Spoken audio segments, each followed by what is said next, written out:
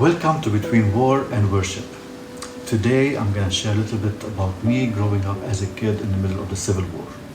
You know, as kids, we don't remember everything that we experienced, but we always have some memories and precious memories. Some of us also have some really hurtful and fearful memories. And we decide what to keep in our mind. I think we keep the things that really impact us. Things get probably impact us in a really bad way. Like for me, the fears that I still sometimes remember, being hungry in the Civil War, sitting in the dark most of the time with a candle because there's no electricity.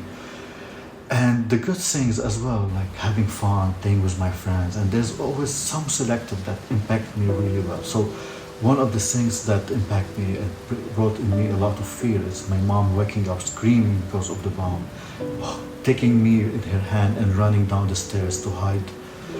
And another one is that, you know, in Lebanon when there's bombs and bullets happening, we hide in the bathroom of the flat. It's supposed to be the safer place in the room. I'm not sure about that, but this is what we've been told to do. And we were sitting in the bathroom in the tub, and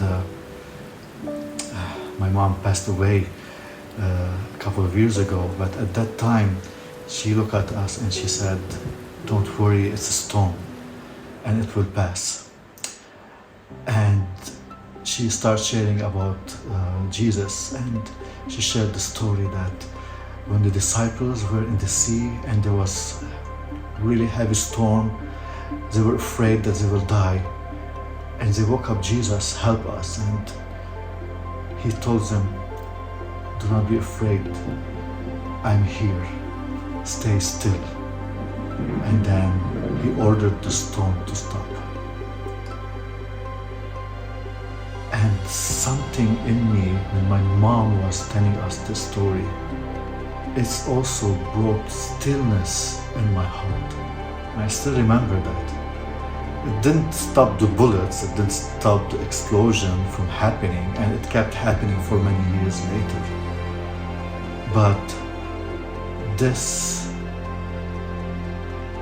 story about, and even in the midst of the storm, we have someone we can count on. But they all represent who is our Father, who is our God, who is Jesus. And that story, it's kept me going for many years, because later on I will share how many I experienced different storms, and our life always have seasons of storm. Even nature have seasons of storm. So what I want to tell you is that if you're experiencing a storm, maybe emotional, relationship, war, finances, illness, any storm that you might be passing through, do not be afraid and stay still. You're not alone. And many of us, we pass the storm. Sometimes we don't feel it.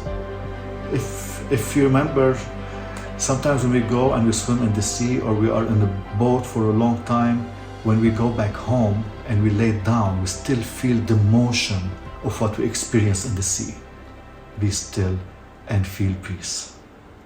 I want to end with a poem. It's called Peace in the Storm.